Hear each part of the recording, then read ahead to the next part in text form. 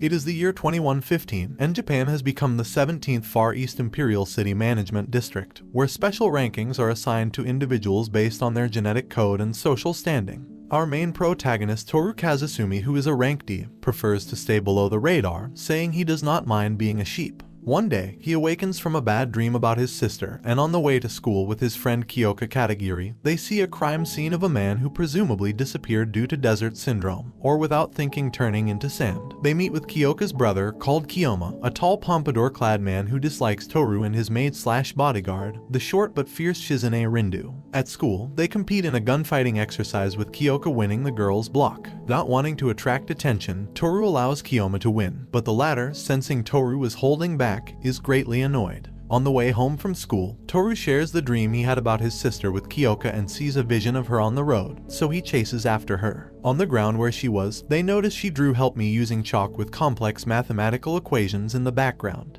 Toru continues to give chase throughout the alleyways and crosses a police line. He enters a ruined part of the city and sees the girl run into a factory. He chases her above the scaffolding, but as she runs towards him she disappears, and the platform below him gives way, making him fall into the vat below. He then miraculously ends up in the year 2015, where other Gunslinger individuals notice his fall from above. Kyoka follows him soon after, and they carefully make their way through an abandoned building, noting its age. They find a Gunslinger who has been shot, and Toru takes his weapon. Suddenly, they're shot at by some unknown assailants, and they try to fight back with their own training guns from school, but no damage is dealt. Kyoka is soon pushed back and falls off the building. However, she is able to cling onto a steel bar. The assailant walks over to her, but his attention is caught by Toru. Now using a real gun from the fallen Gunslinger, Toru threatens the assailant. However, he turns to Toru saying he is too late. Toru is horrified to see that he is staring at another him, and he is shot. He dodges the bullet just in time as his brain scrambles for an explanation as to what is going on. However, the Shadow Toru is called to retreat and he leaves. Meanwhile, Kyoka is saved by a fellow schoolmate, first-year Remy Audner, using his psychic powers to keep her from falling.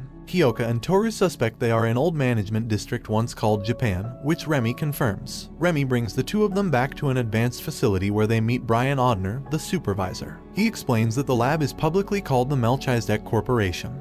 But in truth, they are fighting to save the world against a parallel universe made up of individuals who are their parallel selves. Suddenly, Kiyoma, Shizune, and their instructor Olga Janitine also enter the room, revealing that they are aware of this truth. Brian confirms that desert syndrome is real and the government has been working hard to cover up this truth. 2 years ago, they were contacted by individuals known as timekeepers who informed them that their world would soon come to an end, the desert syndrome being a symptom of that fact. They provided advanced information who would disappear and when, greatly aiding their cover-up efforts. In addition to this information, the timekeepers said that they would provide the technology necessary to save their world, but only to those victorious in battle. In this case, they would have to defeat their parallel selves. Brian shows them another piece of technology provided by the timekeepers, a time machine. With the time machine, they can time travel qualified individuals and call them back at will. He also shows them another piece of technology called a time cube, stored with massive amounts of energy with which they can augment their weaponry with. Toru and Kyoka are each given a case containing a gun,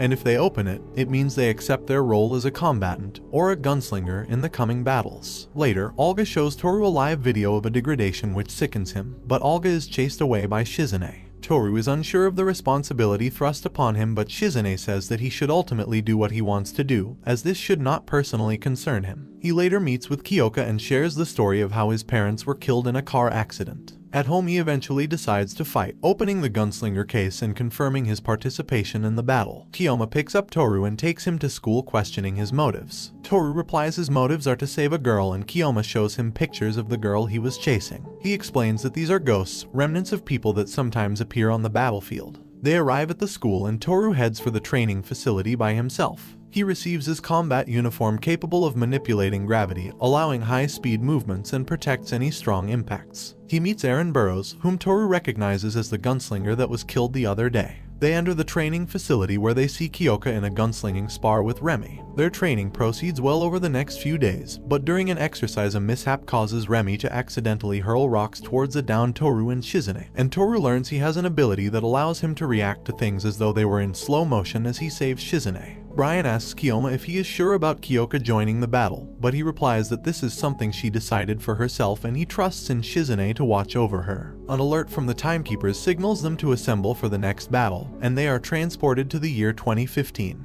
They battle their parallel selves, all of whom use similar weapons. Toru uses dual pistols, Kiyoma uses a chain gun, Kyoka uses a machine gun, Shizune uses a Kimbo Uzis. However, Toru senses the ghost girl is nearby and Kiyoma allows him 2 minutes to look for her while they deal with their enemies. When Toru finally finds the girl, she warns him that time will soon end but that the future has not been determined yet, which Remy overhears. Toru gets an alert that his team is pinned down, and realizing the selfishness of his decision, he races back to the battlefield. He sees Shadow Toru about to fire at Kiyoma and tries to warn him, however Shizune is fatally shot while defending Kiyoma instead. The group returns, distraught over the death of Shizune, but not before she is able to suicide bomb Shadow Kiyoma. Toru blames himself for the death of Shizune, but Kiyoma rebukes him, saying not to let her death be in vain. Later they receive an energy cube from the Timekeepers as a reward for the previous battle. Kiyoma mourns Shizune by having tea alone with her as she promised, while Kyoka and Toru share in each other's grief. They then receive an alert for their next objective, that is to reach a specified point on the map which will earn them a huge sum of energy cubes. Toru volunteers himself as he has the greatest evasion rating amongst the entire unit. Kiyoma doubts Toru's ability and tries to shoot him, but when he dodges the bullet at point-blank range he lets him go.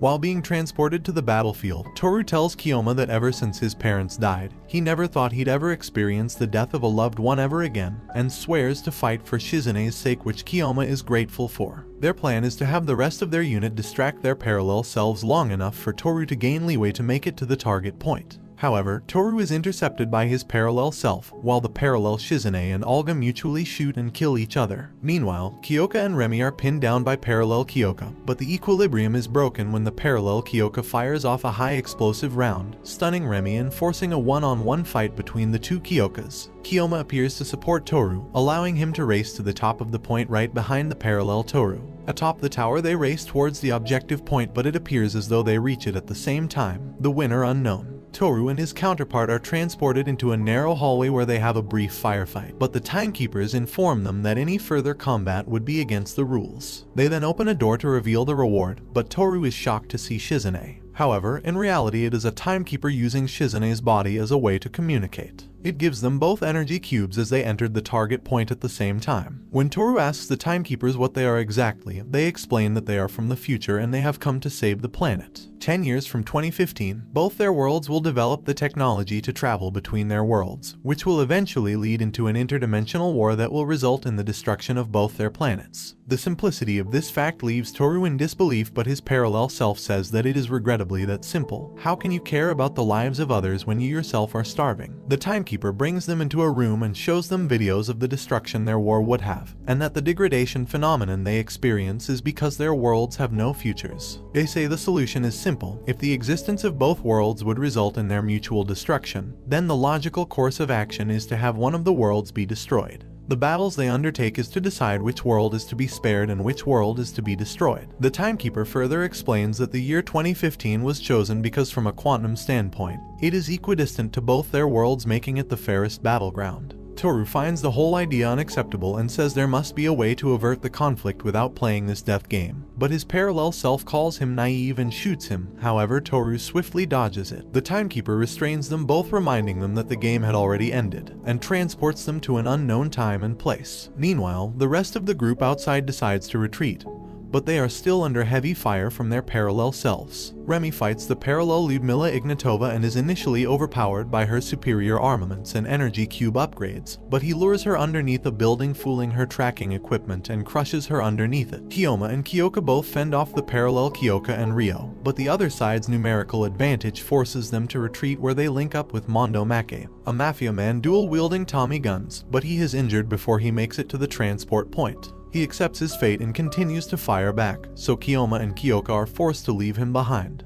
Toru awakens in what appears to be the ruins of Japan, but he soon learns it is the parallel world. He is taken in by the parallel Kyoka, who is actually friendly toward him. She tells him that if were not for the forced battles she'd hate to kill anyone, but says that her Toru would not hesitate to kill him on the spot. In this parallel world, Japan is in ruins, with what little fragments of society remaining taking up residence in abandoned buildings. The high tides also often flood the streets, leading to the construction of a vast network of bridge systems for travel. She takes him around the ruined city where she suspects that her Toru was likely sent to Toru's home world. She explains that 100 years ago the country that was once known as Japan succumbed to a series of earthquakes and war, and now is made up of isolated pockets of self-sufficient villages collectively known as the frontier. When Toru comments that everyone around him looks happy, she brings him to a local cemetery where their world's Remy is laid to rest after succumbing to an illness 3 years ago. The death deeply affected Toru, who arrived with the medicine too late. Soon after, he became jaded and apathetic. She says that life is difficult here for orphans, but after the battle started, they began receiving support and medical supplies. He thanks her for sharing her experiences and he wishes he could stay by her side longer, to which she replies that is something he should be saying to his Kyoka. The head of support Minakata Kumi finally locates Toru and forcibly extracts him. Parallel Kyoka bids him farewell and that the next time they meet it will be as enemies. Meanwhile, the parallel Toru investigates the Melchizedek laboratories where he finds a data bank, and is shocked to see that the Remy in this world had survived. Kyoka enters the room where parallel Toru is and he aims his gun at her just as Toru is teleported back. He fires back at his parallel self, but the bullet ricochets, injuring Kyoka, and she begins bleeding out. The parallel Toru hacks their time machine and sends himself to 2015. Upon seeing this, Remy flies into a rage and follows him. Toru, Eren, and Ludmilla follow Remy where they see him absorb an energy cube into himself, which gives him an outburst of power enough to fend off 4 different parallel enemies. However, the power is too much for him and he begins to suffer from degradation. A timekeeper appears just as a wave of dust spreads from where Remy once stood. Kyoka awakens, having survived her injuries. Meanwhile, Kyoma monitors the situation from afar. Toru then sees a vision of his parents which disturbs him and he runs away. He meets Kyoka, but he correctly suspects that she is not the real Kyoka, as the entity begins transforming its body into those who have died, including Shizune and, to Toru's horror, his mother. He continues to run as the dust continues to engulf him in the city, and he is constantly haunted by visions of his parents along the way. Kyoka catches up to him and shows him the futility of fighting, as all things will end with his death along with everything that has already died. He collapses in Kyoka's arms and wakes up as a child, sleeping on Kyoka's lap.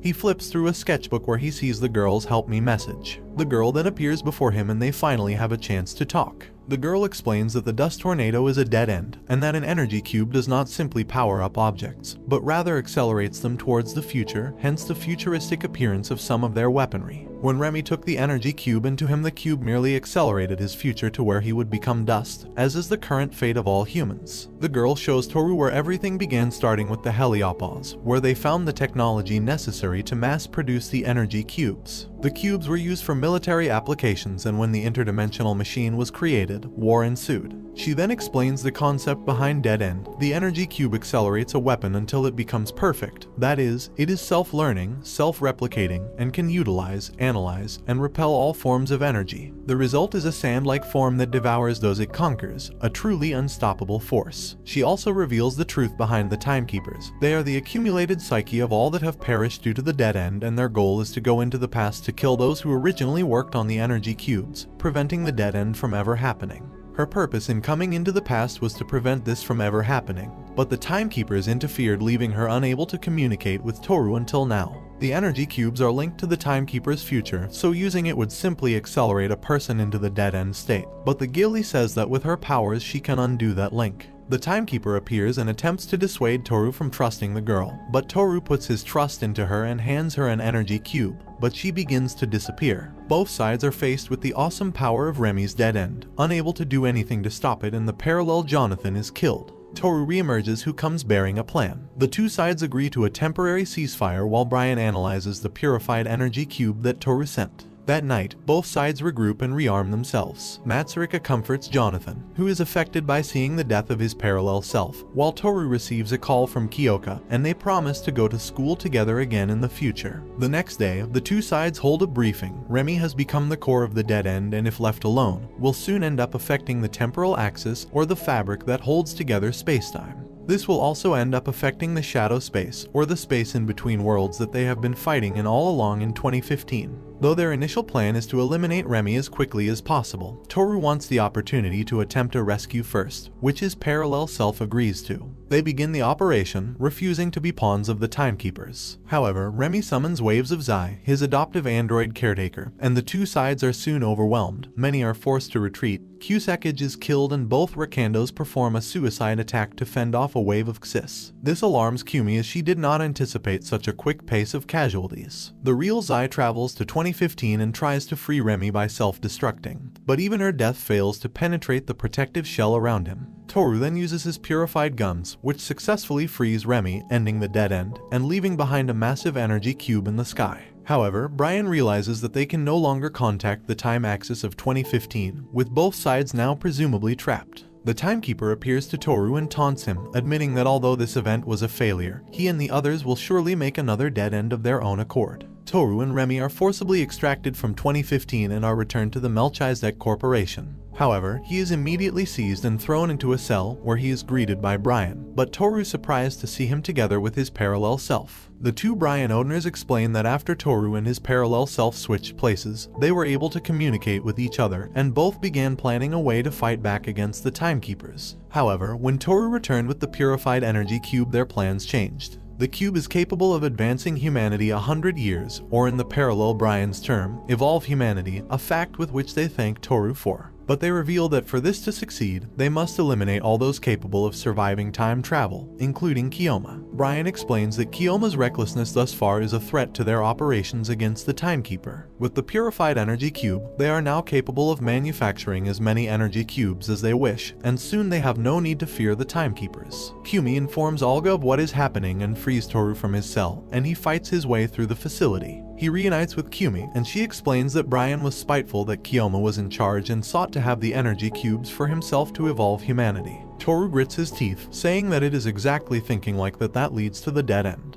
Kumi begins guiding Toru throughout the facility, hacking the cameras to hide his movements, but Brian realizes the deception after seeing an inconsistency in Ludmilla's hospital room. He sends soldiers over to Ludmilla's room, and she is killed. Kiyoma and Eren make their way to the exit point and Toru reunites with Kyoka. Toru and Kyoka manage to escape where Olga is there to retrieve them, and they learn of Ludmilla's death. She brings them to one of her safe houses where they recuperate from their injuries. Olga teases them not to do any tiring activities, much to his embarrassment. While Toru sleeps, he sees the memories of the girl he was chasing. She was a prodigy that developed the energy cubes for medical applications, but the military soon catches wind of her activities and they use her technology for the use of weapons, which soon reaches the rest of the world, and a global war ensues. Wanting to stop this from ever happening, she travels back into the past, but the Timekeeper's interference prevents her voice from reaching anybody. Toru then sees a vision of her, who instructs him to go back to where he first saw her. The next day, Toru, Kyoka, and Olga make their way to a second safe house deep underground, where they reunite with Remy, Eren, Matsurika, and Kiyoma. They plan to kill Brian and destroy his time machine, while Kiyoma has an unknown plan to defeat the Timekeepers, using an energy cube. Toru and Kyoka go on a date at an artificial lake and the two eventually kiss. Kyoka asks about Toru's time in the parallel world and says it is a world where everyone is trying their best to live and survive. Olga infiltrates the Melchizedek Corporation and assassinates Brain, while the parallel Toru and Kyoka likewise kill the Brian owner of their world. Meanwhile, the rest of the group travel to the road where Toru first saw the girl, and they find that the equations she had written on the ground is the Primrose Equation, the basis of time travel, and portal is opened below them. They jump in one by one until only Toru and Kiyoma remain. Kiyoma says he has yet to acknowledge Toru as the man for Kyoka, and he asks him to prove himself, to which Toru says he will. Toru jumps down into the portal as the final battle for humanity begins. Remembering his past of suffering, the parallel Toru resolves to take back the future with his own hands. Toru and the rest of his group arrive in 2015 where the giant energy cube from Remy's dead end still resides. They spread out to find their parallel selves and are soon attacked, but they do not fight back. Toru tells his parallel self his plan. They are using their energy cube to forcibly access the world of the Timekeepers and defeat them themselves, but without the other energy cube they do not have enough power to completely break through. Although hesitant at first, the parallel Toru agrees to the ceasefire, and the two sides work together. The two Kumis work together to complete the portal, and they send both Taurus through the portal to the Timekeeper's world. Toru meets the Timekeeper in a vision, who questions why he struggles, as humans will eventually all die regardless of their actions. Through their plan, they will eliminate all pain and suffering, but Toru refuses their reasoning, and he wishes to continue fighting. The parallel Toru, too, meets the Timekeeper, who shows him visions of his past where he was unable to save his friends and comrades. The Timekeeper reasons that if he allows the dead end to happen, then the deaths of his friends would never come to pass. However, the parallel Toru dispels his uncertainties and refuses to accept that future, calling such a world an illusion. The two Taurus eventually arrive at the Timekeeper's domain. Toru goes to the target point, while his other self stays behind to deal with waves of Xyz. Harnessing the remaining power of the energy cube, Toru fires at the Timekeeper, but it insufficient to break through her barrier. However, the parallel Toru appears and fires as well, and the Timekeeper is finally killed. The girl appears and thanks them for saving the future, and the two return to 2015. However, the parallel Toru is still intent on using the massive energy cube, confident he can avert the threat of another dead end, and Toru takes it upon himself to stop him. The two begin their duel, although they are evenly matched at first. The parallel Toru's blast overpowers Toru, and he is sent tumbling into the building below, heavily injured. Meanwhile, everyone outside has agreed to a ceasefire, content to allow the two Taurus to represent them, but the two Kyokas rush to their respective Taurus side. The two Taurus find themselves battling in the same building they fought in the first time they met. Toru tries to dissuade his parallel self from using the energy cube as it would create another dead end, but his other self, who is aware of the risks, wants to use it anyway. Toru says that gradual, steady change can be achieved even without the use of an energy cube, but the parallel Toru refuses to listen. When Toru is knocked down, the parallel Toru charges another massive attack, but when the two Kyokas enter the crossfire, he hesitates, but the parallel Kyoka accepts her fate, and he fires, seemingly killing them all. However, Kyoka's shields are strong enough to defend them, and the parallel Toru demands that parallel Kyoka kill Toru, but she refuses. Toru then fires at the energy cube, destroying it. The two Kumis realize that the destruction of the cube has caused their two worlds to separate,